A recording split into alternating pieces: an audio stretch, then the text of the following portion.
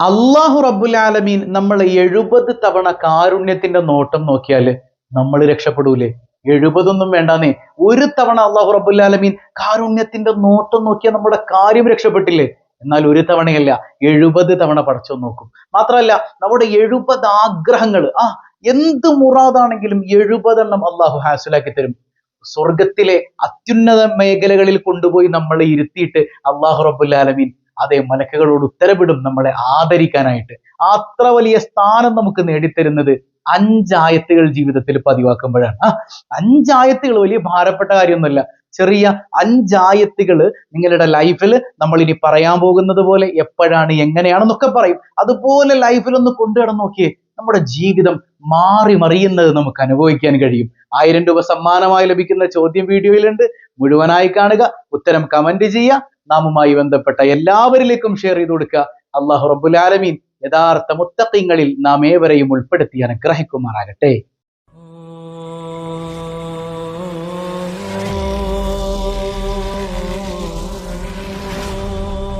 അസ്സലാമു അലൈക്കും വറഹ്മത്തുള്ളാഹി വബറകാതുഹു. എന്തൊക്കെയുണ്ട് എല്ലാവരുടെയും വിശേഷം?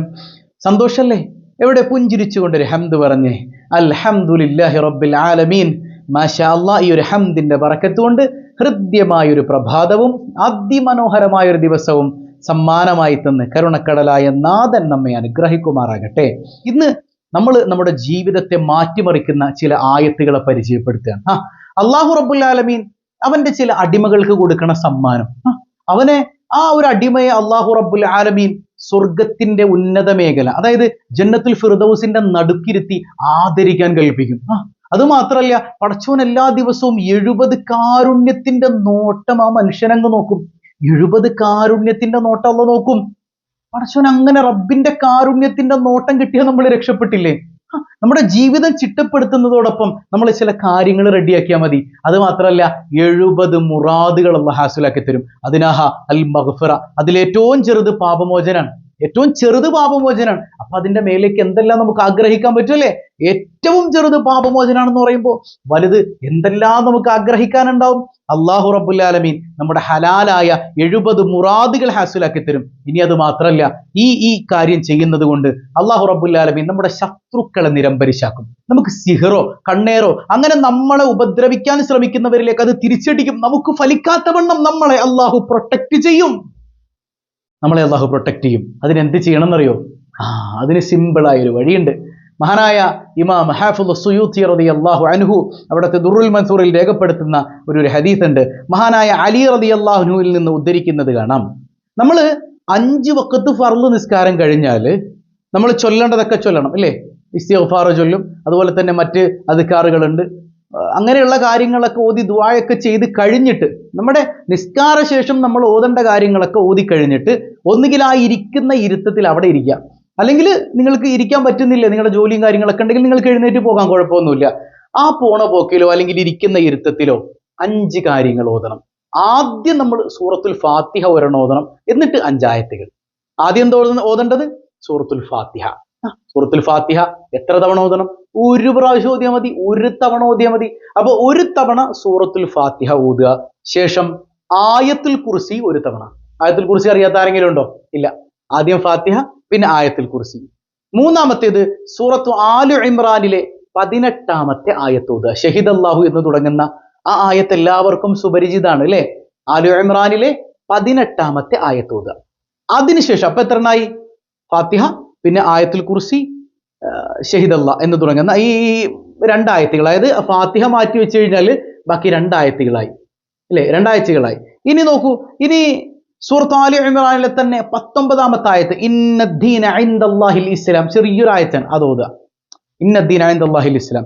ഇനി അതിനുശേഷം ആലി ഇമ്രാനിൽ തന്നെ 26, 27 ആയത്ത് ഖുലില്ലാഹുമ്മ മാലിക്കുൽ മുൽക്ക് എന്ന് തുടങ്ങുന്ന ആ ആയത്ത്, അതിനുശേഷമുള്ള ആയത്തും കൂടെ ഹിസാബിൽ അവസാനിക്കുന്നത് കണ്ടോ? അപ്പൊ 26, 27. അപ്പൊ മൊത്തം എത്ര എണ്ണം പറഞ്ഞു?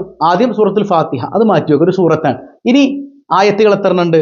1 ആയത്തുൽ കുർസി, പിന്നെ സൂറത്ത് ആലി ഇമ്രാനിലെ 18ാമത്തെ ആയത്ത് ഷഹിദല്ലാഹു എന്ന് തുടങ്ങുന്നത്, പിന്നെ സൂറത്ത് ആലി ഇമ്രാനിലെ തന്നെ 19ാമത്തെ ആയത്ത് ഇന്നദ്ദീന ഇൻദല്ലാഹിൽ ഇസ്ലാം, പിന്നെ സൂറത്ത് ആലി ഇമ്രാനിലെ 26, 27 ഖുലില്ലാഹുമ്മ എന്ന് തുടങ്ങുന്ന. അപ്പോ 5 ആദ്യം സൂറത്തുൽ ഫാത്തിഹ ഓതിയിട്ട് 5 ഇത് എത്ര തവണ ഓതണം? ഒരു തവണ ഓതിയാൽ മതിയെന്നേ, ഒരു തവണ ഓതിയാൽ മതി. അങ്ങനെ പതിവാക്കി കഴിഞ്ഞാൽ നമുക്ക് ലഭിക്കുന്നത് നമ്മുടെ ജീവിതത്തിൽ നമ്മൾ ഒരിക്കലും ചിന്തിക്കുക പോലും ചെയ്യാത്ത അത്ഭുതങ്ങളാണെന്ന് പഠിപ്പിക്കപ്പെടുന്നുണ്ട്. ഈ ആയത്തുകളെ കുറിച്ച് പറയുന്നുണ്ട്, ഹുന്ന മുഅല്ലഖാതും ബിൽ അർശ്, അള്ളാന്റെ അർശിന്റെ ചുവട്ടിൽ അതിനിങ്ങനെ കെട്ടിയിടപ്പെട്ടിരിക്കുകയാണ്. മബൈന ഹുന്ന വബൈനല്ലാഹി ഹിജാബ്, ആ ആയത്തുകൾക്കും പടച്ചോനും ഇടയിൽ ഒരു മറയില്ല.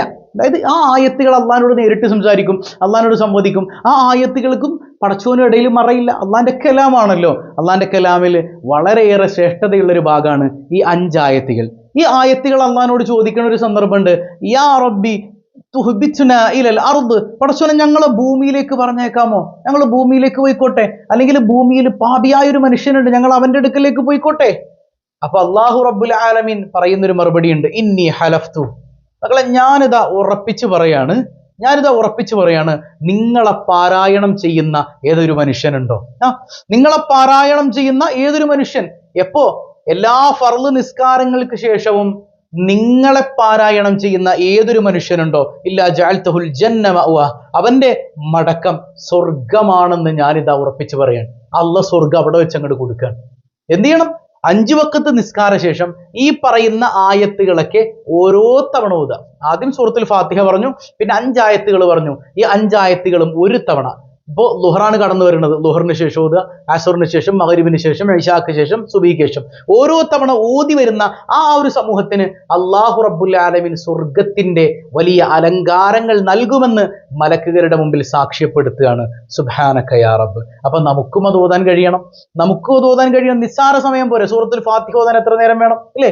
ആയത്തുൽ കുർസി, അല്ലാഹു ലാ ഇലാഹ ഇല്ലാ ഹുവൽ ഹയ്യുൽ ഖയ്യൂം, പിന്നെ ഷഹിദല്ലാഹ്, അതും എല്ലാവർക്കും അറിയുന്നതാണ്.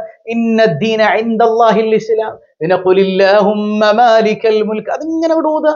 സിമ്പിൾ. ആദ്യം ഫാത്തിഹ, ബാക്കി ഇതിങ്ങനെ കൊണ്ട് നടന്നാൽ അല്ലാഹു റബ്ബുൽ ആലമീൻ ജന്നത്തുൽ ഫിർദൗസ് എന്ന് പറഞ്ഞാൽ സ്വർഗത്തിന്റെ വലിയ മേഖലയാണ്. ആ ജന്നത്തുൽ ഫിർദൗസിന്റെ നടുവിലിരുത്തി ആദരിക്കും. മാത്രമല്ല അള്ളാഹുവിന്റെ 70 കാരുണ്യത്തിന്റെ നോട്ടം നമുക്ക് ലഭിക്കും.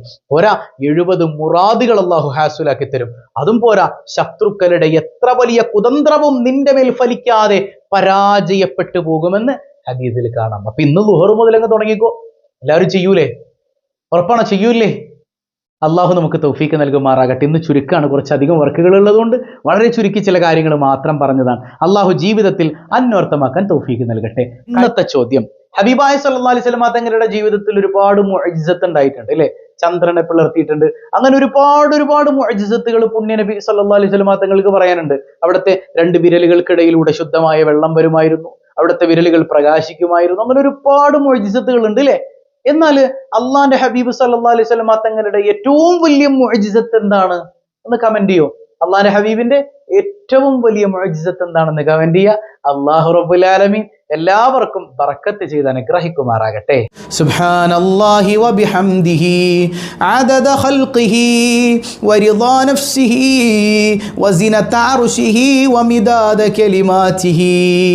സുബ്ഹാനല്ലാഹി വബിഹംദിhi അദദ ഖൽഖിഹി വരിദാ നഫ്സിഹി വസിനത അർശിഹി വമിദാദ കലിമാതിഹി.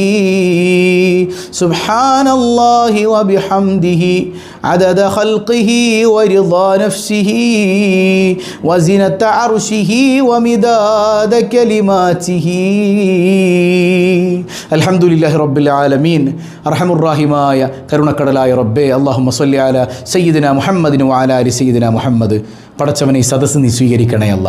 ഞങ്ങൾ ഇന്ന് പഠിച്ച ഈ ആയത്തുകളുടെ ബറക്കത്ത് കൊണ്ട് ഞങ്ങൾ പറഞ്ഞ മഹത്വങ്ങളെല്ലാം ആസ്വദിക്കാൻ തൗഫീക്ക് നൽകണേ അല്ല. എത്ര രോഗികളാണ്, ഉമ്മ രോഗിയായവർ, ബാപ്പ രോഗിയായവർ, ഭർത്താവും ഭാര്യയൊക്കെ രോഗിയായവർ, എല്ലാവർക്കും നീ ശമനം നൽകണേ അല്ല. മക്കളുടെ അസുഖത്തെക്കുറിച്ച് സങ്കടം പറഞ്ഞവർ ആജിലും കാമിലുമായ സൗഖ്യം നൽകണേ അല്ല. മാറാ രോഗങ്ങളെ തന്ന് പരീക്ഷിക്കല്ലേ അല്ല. നിന്റെ കാവലേകണേ അല്ല. സമാധാനമുള്ള ജീവിതം നൽകണേ അല്ല. കുടുംബത്തിൽ സന്തോഷം നൽകണേ അല്ല. ദാരിദ്ര്യത്തിൽ നിന്ന് മുക്തമായ ജീവിതം നൽകണേ അല്ല. ഐക്യം നിലനിർത്തണേ അല്ല. പൊന്നുമക്കളെ നന്നാക്കണയല്ല, എല്ലാവിധ പരീക്ഷകളിലും പരീക്ഷണങ്ങളിലും ഉന്നത വിജയം നൽകണയല്ല, മക്കളില്ലാത്തവർക്ക് സന്താനങ്ങളെ കൊടുക്കണയല്ല, ഗർഭിണികൾക്ക് സുഖപ്രസവം നൽകണയല്ല, പകർച്ചവ്യാധികളിൽ നിന്ന് മാരക വിപത്തുകളിൽ നിന്ന് കാവലേകണയല്ല. അർഹമുറാഹിമായ കരുണക്കടലായ തമ്പുരാനെ, നീ ഞങ്ങളെ കൈവടിയല്ല റഹ്മാനെ. സിഹറുകൾ ഐനുകൾ ബാത്തുലാക്കണേ അല്ലാ. വീടില്ലാത്തവർക്ക് ഹൈറായ ഭവനം നൽകണയല്ല, വിവാഹപ്രായമെത്തിയവർക്ക് അനുയോജ്യരായ ഇണകളെ നൽകണയല്ല. പ്രിയപ്പെട്ട പ്രവാസികളുണ്ട്, ഹൈറ് നൽകണയല്ല. ഒരുപാട് തടസ്സങ്ങൾ ജീവിതത്തിലുള്ളവർ ഈ മനസ്സിൽ എന്ത് ലക്ഷ്യം വെച്ചുകൊണ്ടാണോ ഈ സദസ്സ് കാണുന്നത്, ആ ലക്ഷ്യങ്ങളൊക്കെ നീ പൂർത്തീകരിച്ചു കൊടുക്കണയല്ല. പടച്ചവനെ, ഞങ്ങളിൽ നിന്ന് മൺമറഞ്ഞവർക്ക് മഗ്ഫിറത്ത് നൽകണയല്ല. എപ്പോഴാണ് ഞങ്ങൾ മരിക്കുന്നതെന്നറിയില്ല റബ്ബേ, ഈമാൻ സലാമത്താക്കണയല്ല. ഞങ്ങളെയും ഞങ്ങളിൽ നിന്ന് വിട പറഞ്ഞവരെയും, പ്രത്യേകിച്ച് സ്വബാഹുൽ ഖൈർ കുടുംബത്തെ സ്നേഹിക്കുന്ന, ഇത് മറ്റുള്ളവരിലേക്ക് എത്തിച്ചു കൊടുക്കുന്ന പ്രിയപ്പെട്ടവരെ പടച്ചവനെ എല്ലാവരെയും മുത്തു റസൂൽ സല്ലല്ലാഹു അലൈഹി വസല്ലമ തങ്ങളോടൊപ്പം നിൻ്റെ കാരുണ്യം കൊണ്ട് നീ ഒരുമിപ്പിക്കണേ അല്ലാ. ബിഹഖി സല്ലല്ലാഹു അലാ മുഹമ്മദ് സല്ലല്ലാഹു അലൈഹി വസല്ലം, സല്ലല്ലാഹു അലാ മുഹമ്മദ് സല്ലല്ലാഹു അലൈഹി വസല്ലം. അല്ലാഹുമ്മ സ്വല്ലി അലാ മുഹമ്മദ് യാ റബ്ബി സ്വല്ലി അലൈഹി വസല്ലം. വസ്സലാമു അലൈക്കും വറഹ്മത്തുള്ളാഹി വബറകാതുഹു.